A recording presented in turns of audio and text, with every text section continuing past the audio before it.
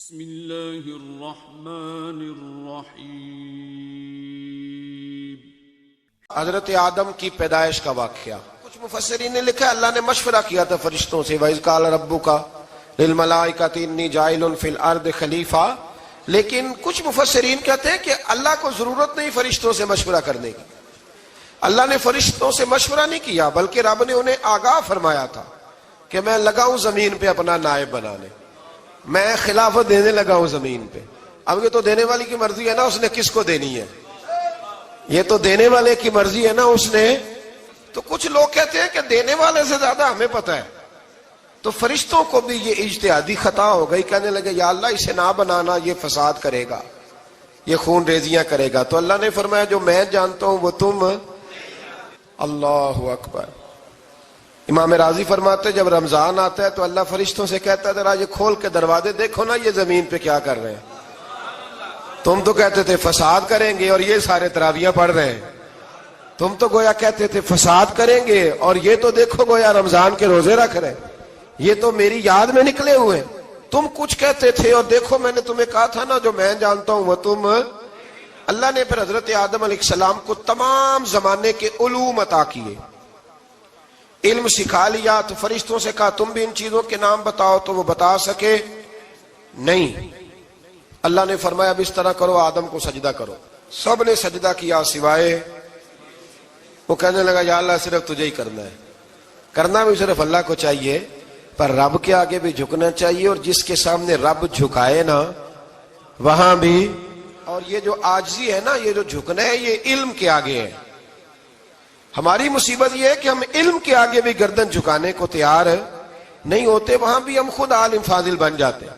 تو فرمایا کہ سب سے کہا سجدہ کرو، سب نے سجدہ کیا سوائے ابلیس کے۔ تو پھر ہوا کیا وَكَانَ مِنَ الْكَافِرِينَ، وہ کافروں میں سے ہو گیا۔ پھر اللہ نے حضرت آدم کو اور جناب حوا کو نا مقام دے دیا جنت میں رہنے کے لیے، اور کہا سارا کچھ کھانا، درخت کے قریب نہ جانا۔ ابھی آپ کسی سے کہہ دیں تھوڑا سا کہ پیچھے نہ دیکھنا، یعنی اگر میری سمجھ لیں ادب کی وجہ سے کوئی 1.5-2 منٹ یا 6 منٹ نہیں بھی نہ دیکھے گا تو سوچے گا ضرور کہ پتہ نہیں اب پیچھے کیا ہے، مصیبت کیا ہے۔ یعنی آپ کہہ کے دیکھ لیں کسی کو پیچھے نہ دیکھنا، فطرت ہے نا انسان کی، وہ جستجو کرتا ہے، کہا اس درخت کے پاس نہ جانا۔ تو حضرت حوا سلام اللہ علیہ کہتے ہیں دل میں خیال رہتا تھا کہ آخر ہے کیا درخت کے پاس۔ یہی انسان کا عقیدہ توحید ہے کہ جہاں سے رب منع کر دے وہاں وہ منع ہو جائے، اور یہ ان کی خطا نہیں تھی، یہ اللہ کی حکمت تھی، چونکہ رب نے تو پہلے کہہ دیا تھا بنایا ہی زمین کے لیے، تو یہ تو سارا کچھ ہونا تھا تو زمین پہ آنا تھا نا۔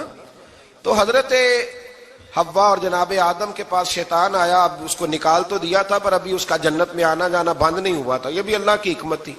تو وہ کہنے لگا تمہیں پتہ ہے بعد میں مر جاؤ گے۔ تو حضرت حوا کہنے لگی کیا موت بھی آئے گی؟ کہاں، اس کی تکلیف بھی بڑی ہوگی، تو پھر بچیں گے کیسے؟ تو کہنے لگے پھل کھا لو اس درخت کا۔ تو بچنے کے لیے پھل کھایا تھا، جس طرح لوگ آج بہت سارے کام بچنے کے لیے کرتے ہیں پر بچ سکتے، بچنے کے لیے پھل کھایا۔ تو اللہ نے فرمایا زمین پہ چلے جاؤ۔ تو حضرت آدم زمین پہ آئے، پھر کئی 100 سال روتے رہے۔ فَتَلَقَّى آدَمُ مِن رَبِّهِ کَلِمَاتٍ، تو پھر اللہ نے خود ہی جناب آدم کو کچھ کلمے سکھائے۔ علامہ اسماعیل لکی فرماتے ہیں وہ کلمے یہ تھے کہ حضرت آدم نے میرے نبی کا وسیلہ پیش کیا، تو اللہ کریم نے جناب آدم کی دعا کو مقبول فرما لیا۔ پھر آگے بنی اسرائیل کا ذکر آ جاتا ہے۔ اللہ تعالیٰ نے بنی اسرائیل، آج آپ اسی قوم کو یہودی کہتے ہیں، ان کو اللہ نے اس زمانے میں فضیلت عطا کی تھی بہت زیادہ۔ تو عرب کے اندر جب نبی پاک علیہ السلام نے اعلان نبوت کیا تو کچھ لوگوں نے یہ کہہ دیا کہ اگر یہ یہودی کلمہ پڑھ لیں گے تو ہم بھی پڑھ لیں گے۔ تو پھر اللہ نے انہیں یاد کرایا کہ تم اصل میں کیا ہو، تمہیں کلمہ پڑھنا چاہیے۔ تو اہل یہود کا تذکرہ کرتے کرتے رب کریم نے ایک بات یہ بھی ارشاد فرمائی کہ تم لوگوں کو تو کہتے رہے ہو کہ وہ نبی آنے والے ہیں، وہ نبی آنے والے ہیں، اور جب آ گئے ہیں تو ماننے کو تیار نہیں ہو۔ تو فرمایا تأمرون الناس بالبر وَتَنْسَوْنَ أَنفُسَكُمْ وَأَنْتُمْ تَتْلُونَ الْكِتَابَ، لوگوں کو بھلائی کا حکم دیتے ہو اور اپنے آپ کو بھول جاتے ہو۔ أَفَلَا تَعْقِلُونَ، تمہیں عقل نہیں؟ پھر اللہ نے انہیں یہ بھی یاد کرایا کہ یاد کرو وہ زمانہ کہ جب فرعون نے خواب دیکھ لیا تھا کہ کوئی بچہ اس کی سلطنت کو تباہ کرے گا تو پھر اس نے تمہارے بچوں کو ذبح کرانا شروع کیا اور تمہاری بیٹیوں کو چھوڑتا تھا. فرمایا یہ بھی تو تم نے دیکھا, میں نے تمہیں پھر تم سے کہا جہاد کرو قوم عمالقہ کے خلاف, تو مقام طیہ میں جا کے یہ لوگ کہنے لگے ہم سے جہاد نہیں ہوتا. اللہ نے انہیں ایک میدان میں قید کر دیا. بڑی دلچسپ بات, قید تو لوگ ہوتے ہیں نا چار دیواری میں, تو اللہ نے بنی اسرائیل والوں کو جب انہوں نے کہا جہاد نہیں کریں گے تو اللہ نے میدان میں قید کر دیا. میدان میں, یہ یاد رکھیں, جب انسان اللہ کی نافرمانی کرتا ہے تو اسے ایسی قید ملتی ہے جس کا اس نے تصور بھی نہیں کیا ہوتا.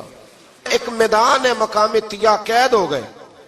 سارا دن سفر کرتے تھے, سارا دن, تو رات کو تھک کے سوتے تھے, صبح اٹھتے تھے نا جب تو وہیں ہوتے تھے جہاں کل صبح چلے تھے.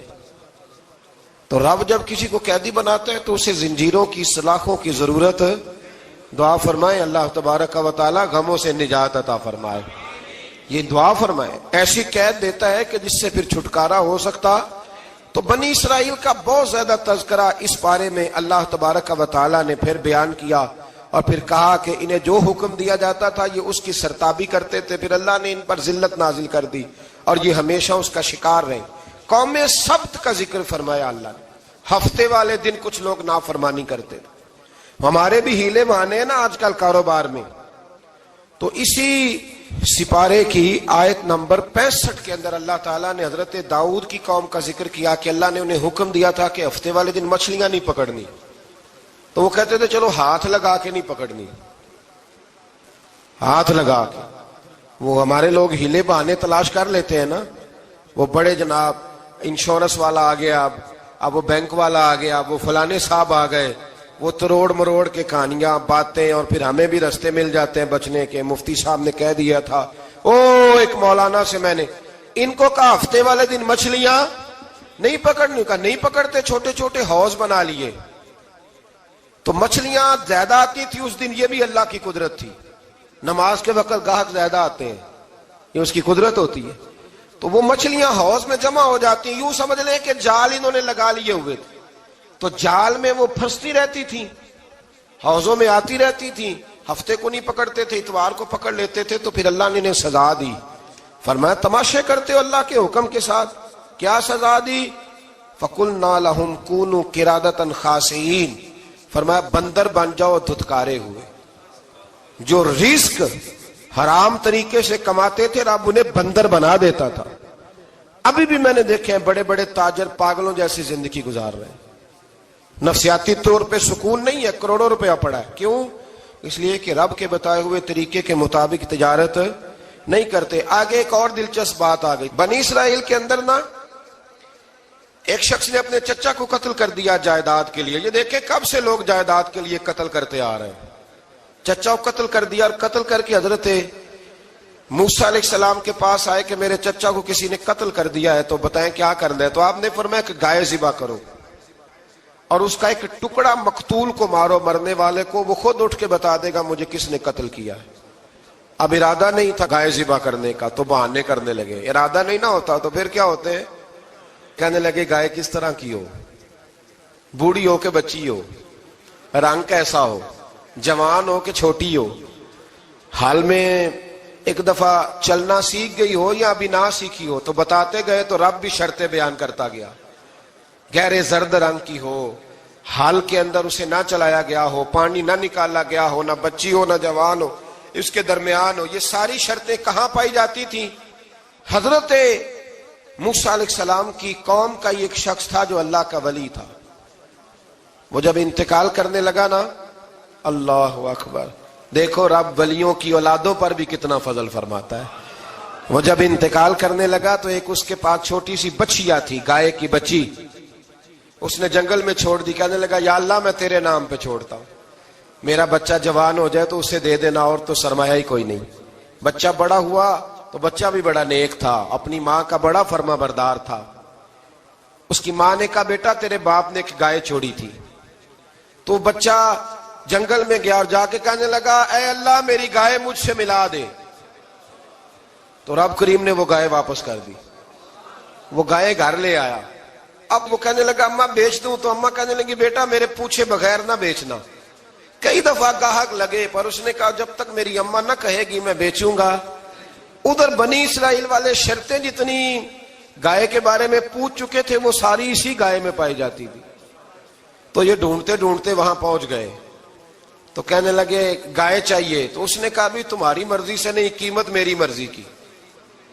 ایک مفسر نے تو یہاں تک لکھا ہے کہ اس نے کہا گائے ذبح کر کے نا، تو جتنا گائے کے اندر گوشت ہوگا نا اتنا ہی کھال کے اندر تو مجھے مال بھر کے دو گے، اتنے ہی سکے بھر کے دو گے، اتنی اشرفیاں بھر کے دو گے تو پھر تمہیں گائے دوں گا۔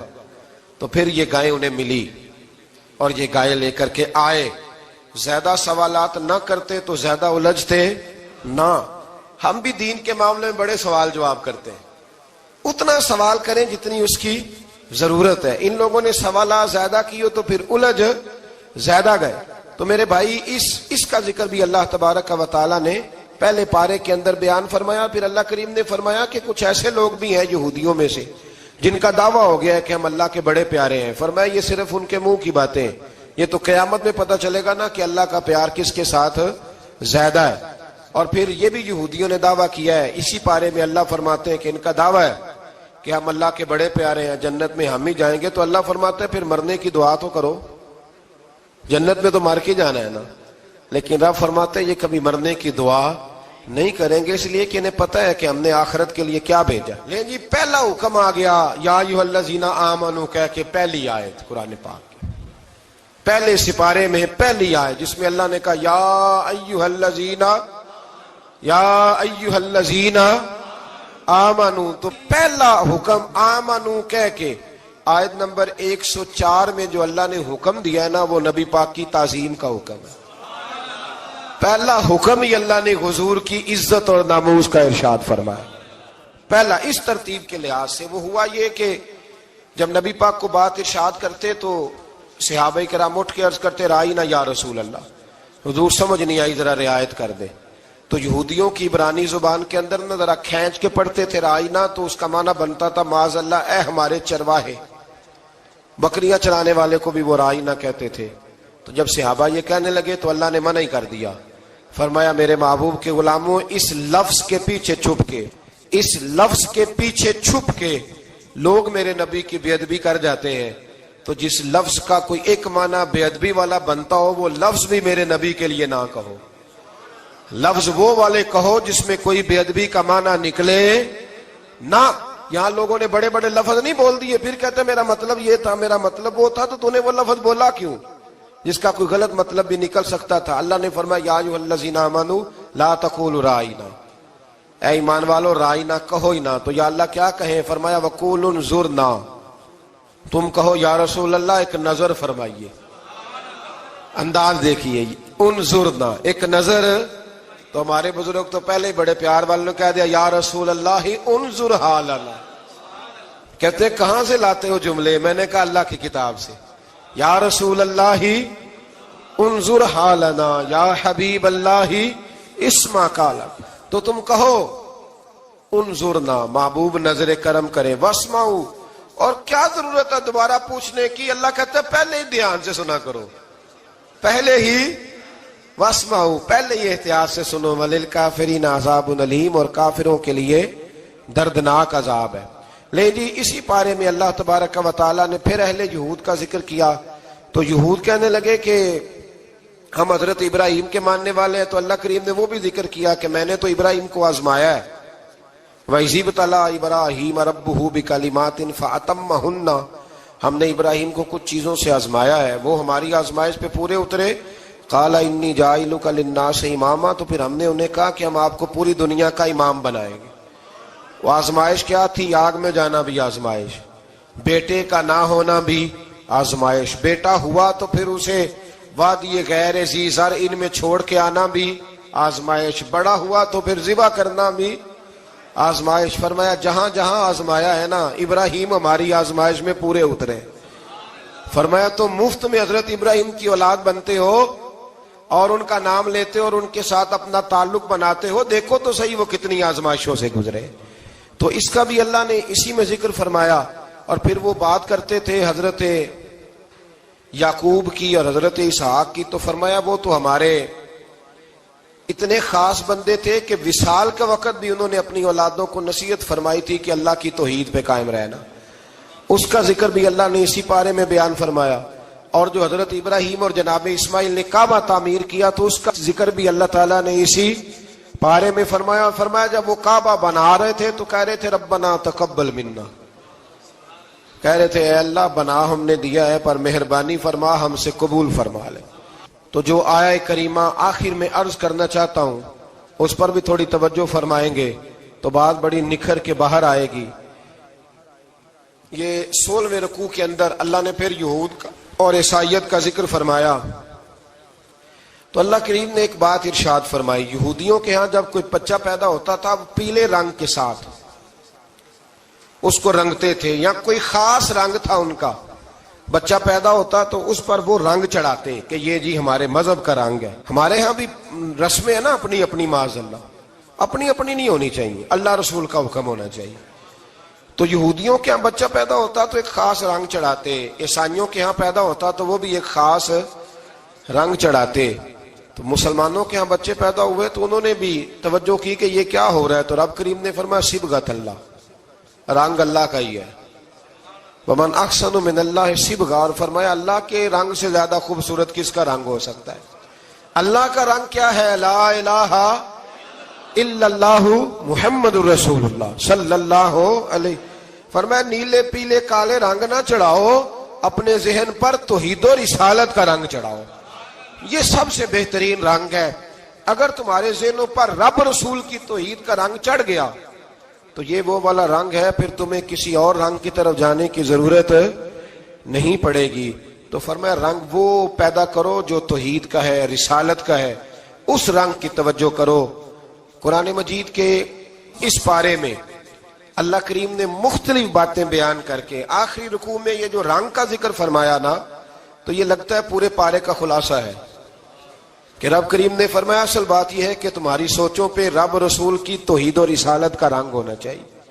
ہر وقت بچہ پیدا ہو کوئی دنیا سے جائے تو رنگ کس کا ہونا چاہیے؟ اللہ رسول کے. اور فرمایا رب تمہارا وہ ہے جس نے تمہارے لیے زمین کو فرش بنایا ہے، آسمان کو چھت بنایا ہے، اور آسمان سے پانی برسا کے تو زمین سے پھل اگائے ہیں رزقا لکم، وہ بھی تیرے کھانے کے لیے اگائے ہیں. وہ جو آسمان سے بارش برسا کے زمین سے سبز اور پھل اگائے ہیں تو وہ بھی تیرے لیے. جب سارا کچھ تیرے لیے بنایا تو بھی تو عبادت کرنا اپنے رب کی، پھر کسی کو اس کا شریک نہ ٹھہرا. ایک چیلنج بھی کیا قرآن مجید نے اس رکوع کے اندر. کہا کرتے تھے مکے کے لوگ کہ آپ قرآن مجید کی آیتیں نبی کریم علیہ السلام سے کہا کرتے تھے کہ معاذ اللہ آپ خود بناتے ہیں، بنا کے لاتے ہیں. تو اللہ کریم نے فرمایا وَإِن كُنتُمْ فِي رَيْبٍ مِّمَّا نَزَّلْنَا عَلَىٰ عَبْدِنَا فَأْتُوا بِسُورَةٍ مِّن مِّثْلِهِ، اگر تمہیں شک ہو نا اس میں جو ہم نے بندہ خاص پہ نازل کیا ہے تو تم بھی اس جیسی ایک صورت بنا کے لاؤ. پڑھے لکھے تو تم بھی ہو نا، مکے میں تم بھی رہتے ہو، تو ایک صورت بنا کے لاؤ. قرآن مجید ہم سے چھینا گیا ہے سازش کے تحت، اس لیے کہ جس قوم کو قرآن آ جاتا ہے نا پھر کوئی کافر اس کا مقابلہ نہیں کر سکتا. دیکھیں نا اگر کافروں کے پاس جواب ہوتا قرآن پاک کا تو بدر اور احد میں نا کوئی آیت بنا کے لاتے، قرآن کے مقابلے کی تلواریں لے کے نہ آتے. ان کے پاس جواب ہی نہیں تھا، اور قیامت تک کسی کافر کے پاس قرآن مجید کا کوئی جواب، قرآن کا کوئی جواب، قسم اللہ کی جواب کوئی نہیں قرآن کا، اس کا کوئی جواب نہیں. کیا بات ہے قرآن پاک کی. وہ ایک دفعہ مسلمہ کذاب بے ایمان کہنے لگا میں نے بنا لیا ہے قرآن پاک کا جواب. معاذ اللہ. جواب کیا بنایا؟ وہ سورت ہے نا القاریۃ ملقاریہ، وما ادراک ملقاریہ، کھڑکھڑانے والی. کیا ہے کھڑکھڑانے والی؟ تمہیں کیا پتا کیا ہے کھڑکھڑی؟ قیامت کا ذکر ہے. کہنے لگا میں نے اس جیسی سورت بنا لیا. تو کیا بنایا؟ الفیل ملفیل، وما ادراک ملفیل. کہنے لگا ہاتھی، تمہیں کیا پتا کیا ہاتھی، تم کیا جانو کیا ہاتھی. تو پاس جو اس کے اپنے بیٹھے تھے نا چیلے، وہ کہنے لگے چپ کر جا، سارے زمانے کو پتا ہے ہاتھی کیا ہوتا ہے. تو پاگل ہے، اس کے دو کان ہوتے ہیں، ایک سونڈ ہوتی ہے، چار اس کے پیر ہوتے ہیں. بیوقوف آدمی قرآن کا مقابلہ کرنا ہے تو کچھ چج کے ساتھ کر، پاگلوں کی طرح مقابلہ کرے گا، جوتے کھائے گا بھی، ہمیں بھی پڑھوائے گا.